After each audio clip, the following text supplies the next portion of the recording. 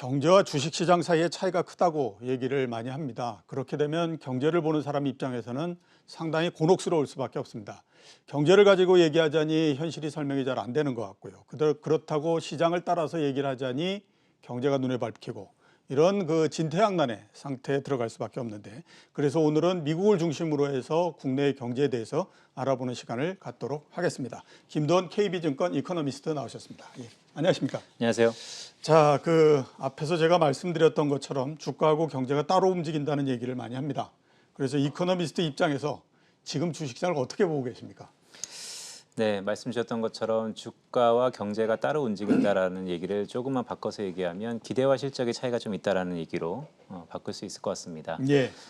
팬데믹이라는 게 지난 3월 달 글로벌리 경기 둔화 우려가 좀 더 확대된 다음에 그에 관련된 실적을 결국 우리 매크로 측면에서 보면 종합적인 결과물이 GDP이기 때문에 그런 GDP가 결국 글로벌 경제를 선도하는 미국이 이번 주 목요일 날 한국 시각으로 밤 9시 30분에 발표되는데, 지금 무슨 얘기냐면 안 좋았던 실적이 거의 종치부, 그러니까 마무리 단계에 있다라고 보고 있고요. 다만 그 이후의 흐름은 결국 팬데믹에 대한 우려가 여전히 이어지는가, 아니면 팬데믹이라는 전염병을 좀 더 치유할 수 있는 백신에 대한 기대감이 있는가, 그런 부분들이 혼재되는 상황에서 예. 글로벌 경기의 하반기를 저희가 준비하고 있고요. 그런 의미에서 보면 결국 높아질 기대와 그 기대를 충족하지 못할 실적 간의 괴리가 앞으로 글로벌 센티의 하반기 저희 매크로 측면에서 보면 다소 좌우할 수 있는 가장 큰 변수가 아닌가라고 보고 있습니다. 예, 알겠습니다.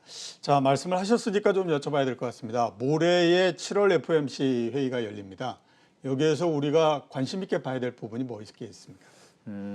일단 7월 FOMC는 하반기에 나와 예정돼 있는 9월이라든지 아니면 예. 12월에 비해서는 상당 부분 중요도가 떨어질 수는 있습니다. 예. 하지만 나름대로 시기적으로 의미가 있는데, 그 의미는 작년이죠. 작년 2월 달부터 시작된 통화정책 점검의 과정이 이번 7월 FOMC로 종료됩니다. 지금 예. 무슨 얘기냐면 하반기 어느 순간에 미 연준은 새로운 통화 정책을 발표할 것이고, 그 이전 바로 직전 마지막 회의라고 할 수 있는 게 이번 7월 FOMC입니다. 그렇다면 7월 FOMC에서 과연 연준이 어떠한 통화 정책 프레임의 변화가 있을지를 저희가 미리 가늠할 수 있는 단서가 제공된다라고 볼 수 있겠고요. 개인적으로 봤을 때는 한 3가지 정도의 주목할 이슈들이 있습니다. 첫 번째로는 지난 6월 달부터 꽤 의사록에서 화제가 됐던 포워드 가이던스의 구체화 작업입니다. 결과 기반형으로 갈 것이냐 아니면 인플레이션형 기반형으로 갈 것이냐의 논란이 있지만, 개인적으로 봤을 때는 지난 2012년도 에반스 룰이라는 게 있었는데, 즉 실업률과 물가를 어느 정도 숫자로 명시해 준다는 것이죠. 그러므로 인해서 연준이 향후 통화 정책을 어느 수준까지 이끌고 가겠다라는 큰 가이던스, 즉 바로미터가 형성되기 때문에 실업률 6.5% 아니면 인플레이션 압력이 3년 평균으로 봤을 때 2% 남짓의 수준에 이를 때까지 지금의 저금리가 지속될 것이다라는 예. 포워드 가이던스의 구체화 작업이 꽤 중요해 보이고요. 예. 두 번째로는 자산 매입에 관련된 건데, 지난 6월 FOMC 이후에 연준의 대차 대조표의 증가 속도가 조금 둔화됐었습니다. 그렇죠. 예. 여러 가지 해석이 있는데, 개인적으로 봤을 때는 시장이 조금 안정되었기 때문에 레포에 대한 차익 매물이 다소 적었었고, 그렇다 보면 기술적인 결과로서 이 증가 속도가 좀 둔화됐었는데, 그런 이후에 시장에 조금 불안감이 나타난 것이죠. 연준이 혹시 이 유동성을 줄이는 거 아닌가라는 불안감이 있는 건데, 이번 7월 FOMC에서는 이 부분에 대해서 답이 있을 것 같습니다. 여전히 유동성 효과가 지속된다라는 측면이 다시 한번 부각되면서 우리 글로벌 유동성 장세에 대한 기대가 다시 한번 이어질 소지가 있고요. 끝으로는 이제 YCT라고 했죠. 일드 커브 타겟입니다. 즉 수익률 곡선 통제에 관해서 6월 FOMC 의사록에서는 연준의 스탠스는 좀 부정적이다. 왜냐하면 득보다 더 실이 큰 국면이다라는 거였었는데, 그 이후에 있었던 쭉 스케줄링을 보면 파월이 양원에 가서 했던 연설, 또한 최근에 브레이너드 이사의 발언들을 보면 내부적으로 YCC가 좀 필요한 게 아닌가. 왜냐하면 미국 경기가 하반기 회복을 위해서는 재정이 필요하고, 그 재정은 결국 금리의 상승 압력을 녹아낼 수 있기 때문에 YCC가 필요한 거 아닌가라는 논란이 있는데, 이번 7월 FOMC에서는 이 부분에 대해서 다시 한번 논란이 있을 것 같고요. 같고요. 제가 볼 때는 개인적으로 여전히 연준은 득보다 실이 더 큰 국면이라는 연장선상에서 보면 이번 7월 FOMC에서의 YCC 관련된 것은 기존의 입장, 즉 보수적인 입장이 좀 지속될 것 같다. 이 세 가지 부분을 이번 7월 FOMC에서는 조금 주목하자라는 말씀을 드립니다. 예, 세 가지를 주목해라라고 이제 말씀을 하셨는데 하나는 포워드 가이던스, 그냥 계획이라고 우리가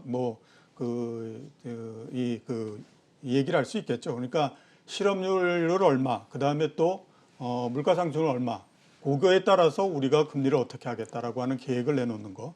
두 번째는 이제 자산 매입을 앞으로 어떻게 할 거냐. 세 번째는 일드 커버 컨트롤이라고 하죠. 그러니까 금리를 시장 금리를 일정 수준에서 막기 위해서 그 이상이 되면 계속해서 채권을 사주겠다 이런 계획이 나오느냐 이 부분들을 좀 관심 있게 지켜보시라 이렇게 이제 말씀을 해주셨습니다. 자, 또 하나 제가 여쭤보고 싶은 부분이 있습니다. 뭐냐면 중국이 이번 달에 2분기 성장률을 내놨고요.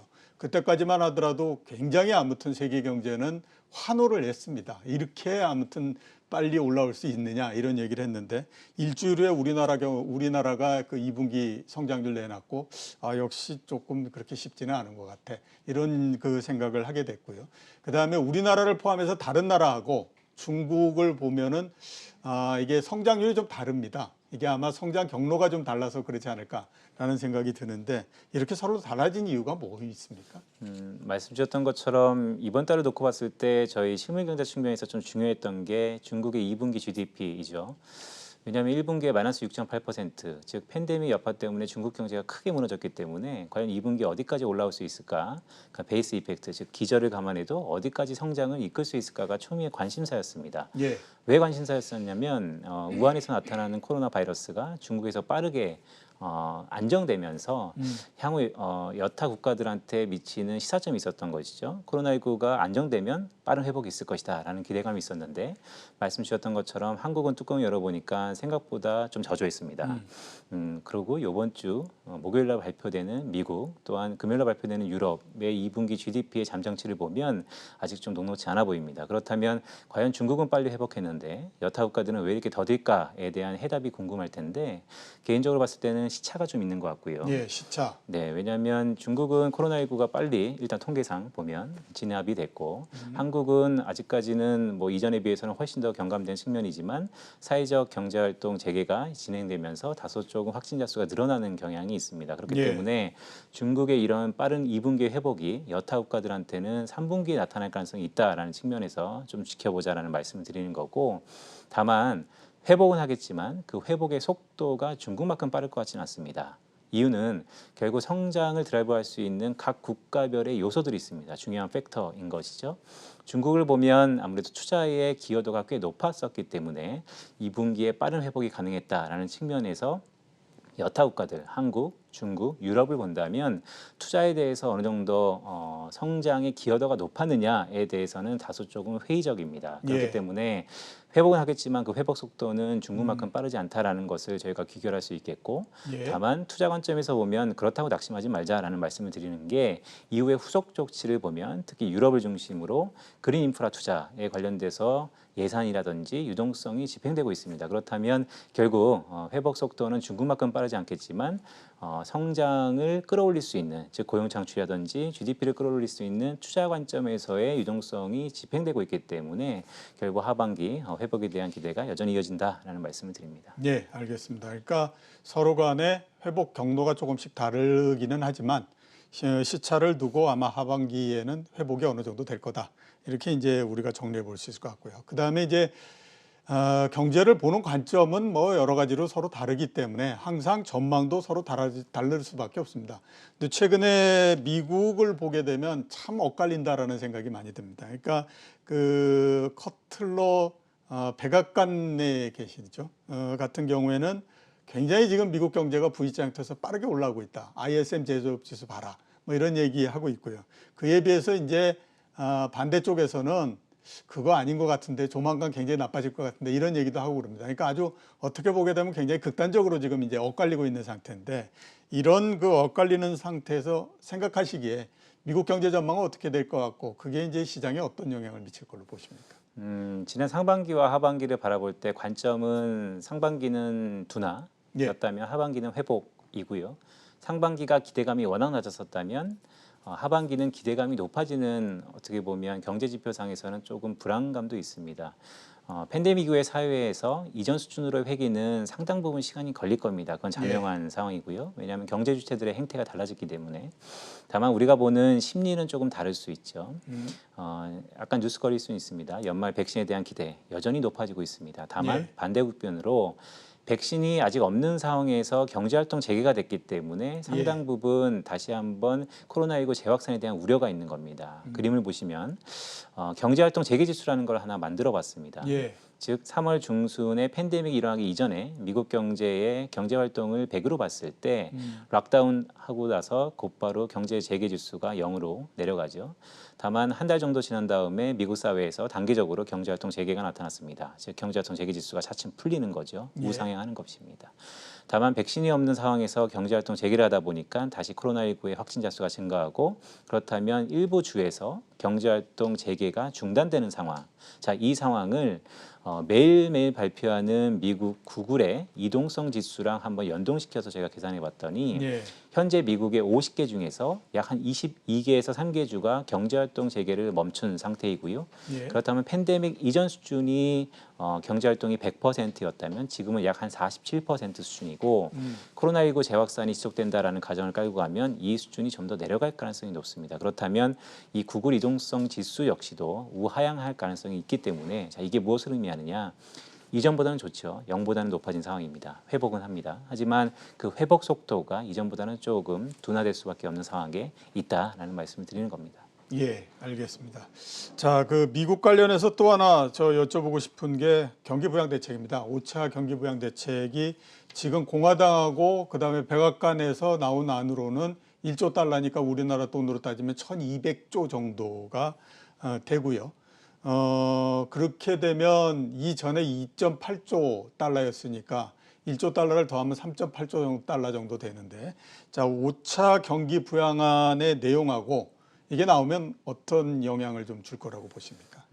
일단은 조금 시계를 앞당겨서 거슬러 올라가면 7월 31일로 특별히 예견됐었던 정책들, 특히 소비 보전을 했었던 실업수당 추가 600달러 이 부분이 이번 주에 종료됩니다. 자, 그렇다면 당장 미국 경제는 소비 경제이기 때문에 이 소비의 급락 가능성, 즉 하드랜딩 가능성이 있는 거죠. 시장은 이 부분에 상당 부분 우려 섞인 부분이 있는 거고 더 나아가서 5번째 경기 부양책을 민주와 공화당이 서로 이견이 있다 보니까 액수에 대해서 상당 부분 온도차가 있습니다. 민주당은 3조 달러, 지금 공화당은 백악관과 협의한 게 말씀 주셨던 것처럼 1에서 1.2조 달러이기 때문에 한 2조 달러 정도의 온도 차이가 있는 거죠. 결론적으로 이렇습니다. 지금은 부양책이 하냐 마냐에 상당 부분 기대감이 형성될 것입니다. 저는 개인적으로 할 거라고 보고요. 다만 그 시기는 한 1, 2주 정도의 공백기가 있어 보입니다. 그렇다면 처음에는 하느냐 마느냐에 대해서 상당 부분 중요도가 있겠지만 하고 난 다음에는 구체적으로 사항들을 브레이크다운 해볼 필요가 있습니다. 과연 이전보다 좀 더 경기를 보존할 수 있고 또한 더 나아가서 경기의 업사이드를 볼 수 있는 부양책이냐라고 놓고 봤을 때 기존의 소득 보전의 한 70% 정도의 소득을 보존하겠다라는 큰 얼개 안에서 주간 단위로 600달러 지원했던 것을 200달러 정도로 낮출 가능성이 높기 때문에 그렇다면 4분기에 가서 GDP의 상승폭은 이전보다는 좀 둔감될 수밖에 없는 상황이고요. 그렇기 때문에 개인적으로 봤을 때는 이 5차에 이어서 향후 상황에 따라서 변수가 있지만 더 나아가서 6차 아니면 더 나아가서 7차의 경기 부양책도 저희가 시장을 기대할 것이고 실물 쪽에서 상당 부분 발빠르게 움직일 개연성이 높다라는 말씀을 드립니다. 한 주에 600달러에서 한 주에 200달러 정도로서 조정을 한다. 이렇게 보면 그게 소비에 조금 영향을 미치지 않을까라는 생각이 좀 들기는 하네요. 자, 미국의 대선이 지금 시작한 듯 안 한 듯 하면서도 내부적으로는 상당히 아무튼 활발하게 지금 진행이 되고 있는 상태입니다. 현재까지 판세는 뭐 다 아시는 것처럼 트럼프 대통령이 좀 밀리고 있는 상태이기 때문에 일부 빠른 곳에서는 아마 그 바이든 후보가 이제 당선이 되지 않겠느냐라고 하는 얘기도 상당히 많이 하고 있습니다. 그래서 저희가 한번 가정을 해서 한번 좀 여쭤봐야 될 것 같습니다. 민주당이 집권을 하게 되면 미국의 경제 정책은 어떻게 바뀔 걸로 보십니까? 일단은 뭐 강력한 가정인 거죠. 정권이 바뀐다라는 큰 얼개 안에서의 전략을 보면 지금의 바이든 정책의 공약들을 좀 더 세부적으로 볼 필요가 있습니다. 크게 예. 두 가지로 나눌 수 있는데요. 즉 트럼프와 다른 점이죠. 세금을 올린다는 것입니다. 트럼프는 법인세를 낮추면서 민간 쪽에서의 경제 활력을 도모했다면 바이든은 중간 정도의 다 같이 어우러져 사는 사회, 즉 부의 형평성을 위해서 법인세를 인상하면서 상당 부분 기업의 소득을 민간 쪽으로 이전하는 정책을 쓰는 거고요. 주가에서는 부담스러울 수 있는 거죠. 다만 돈이 들어가는 부분에 저희가 주목할 필요가 있습니다. 결국 트럼프 노미스와 동일한 인프라지만 최후의 기후 아니면 그린 이런 환경 쪽에 관련된 인프라 투자의 상당 부분 정책이 가시화되기 때문에 그런 부분을 보면 저희 투자 관점에서는 큰 중장기적으로 바이든의 그린 인프라 투자에 좀 더 집중해서 산업과 종목을 찾자라는 말씀을 드립니다. 예, 관련해서 왜 그 법인세를 굉장히 많이 인하했지 않습니까? 트럼프 대통령이. 만약에 민주당의 바이든 후보가 된다라고 했을 때 법인세를 어떻게 할 거라고 보고 계십니까? 그냥 유지를 할까요? 아니면 좀 올릴까요? 인상을 해서. 일단 트럼프가 21%까지 내려온 이 법인세, 바이든이 공약대로라는 28%까지 올린다라고 하는 거죠. 예. 내림폭이 컸다면 오름폭은 내린 거의 한 3분의 1 정도의 되돌림입니다. 올린다는 것은 부담스럽죠. 하지만 따져보면 과연 그 오름폭이 큰 것이냐에 대해서는 좀 더 자세한 계산이 필요할 것 같고요. 다만 예. 시장은 단기적으로는 어쨌든 올라간다. 또한 28%를 넘어서 향후 2, 3년 뒤에는 추세적으로 오를 가능성이 있다라는 것에 좀 더 무게를 두면서 단기적으로는 세금 인상 관련된 정책에 대해서는 조금 부담스러운 요인이 있습니다. 다만 큰 얼개를 놓고 봤을 때 이러한 부담적인 요인보다는 중장기적으로 그린 인프라 쪽에 돈이 들어간다라는 측면에서 좀 더 기대할 만한 부분도 있다라는 말씀을 드립니다. 예. 민주당 같은 경우에는 전통적으로 많이 걷어서 많이 쓰자 뭐 이런 형태이니까 아마 정책의 일정 부분의 변화는 불가피하지 않을까라는 생각이 좀 들긴 합니다. 자, 또 하나 우리가 봐야 될 부분이 미중 갈등 부분입니다. 현재까지는 대체적으로 보게 되면 정치적으로 계속해서 치고받는다라는 생각이 많이 듭니다. 서로 간에 영사관을 폐쇄를 하고 이렇게 했으니까. 근데 이게 이제 시간이 조금 지나면 혹시 경제적인 부분으로서 튀어서 그쪽으로 또 이렇게 물꼬가 트이지 않을까. 그래서 거기에서 갈등이 생기지 않을까라고 한 우려도 지금 상당히 있는 상태이거든요. 미중 갈등 부분은 어떻게 경제나 이런 부분들에 영향을 미칠 거라고 보십니까? 미중 갈등은 전략적인 변화가 있습니다. 저 중장기적인 흐름을 잘 보셔야 되는데 일단은 패권 경제 10년 안에 끝날 것 같지는 않습니다. 다만 미국이 중국을 제재하는 전략 자체가 변하고 있다라는 생각이 개인적으로 듭니다. 예. 무슨 얘기냐면 2018년 2월부터 시작한 관세 전쟁 정책이죠. 과연 득보다 실을 따졌을 때 미국 경제가 중국을 제재했느냐. 제가 봤을 때는 단기적으로는 제재가 실패했다라는 것을 자명한 사실인 것 같습니다. 예. 실제 코로나19라는 변수가 있었지만 지금의 중국 경제와 미국 경제를 놓고 보면 꼭 어느 국가가 어느 국가를 제재하는 것을 헛갈릴 정도의 성적표입니다. 자, 그렇다면 지금부터 미국의 전략적인 변화가 있을 것으로 봅니다.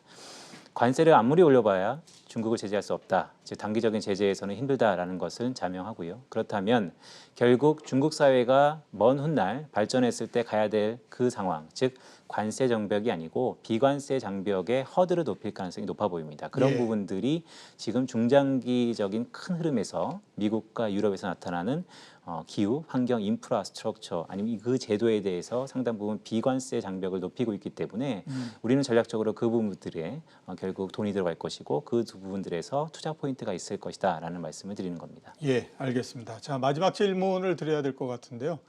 우리나라 하반기 경제가 어떻게 돼서 올해의 플러스 성장을 낼 수 있을까요? 어떻게 보십니까?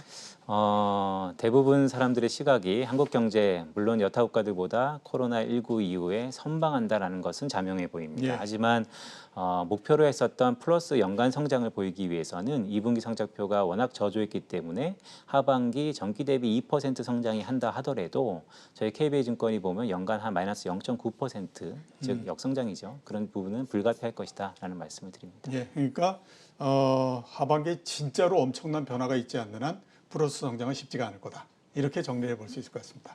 자, 오늘 나와주셔서 대단히 감사합니다. 고맙습니다.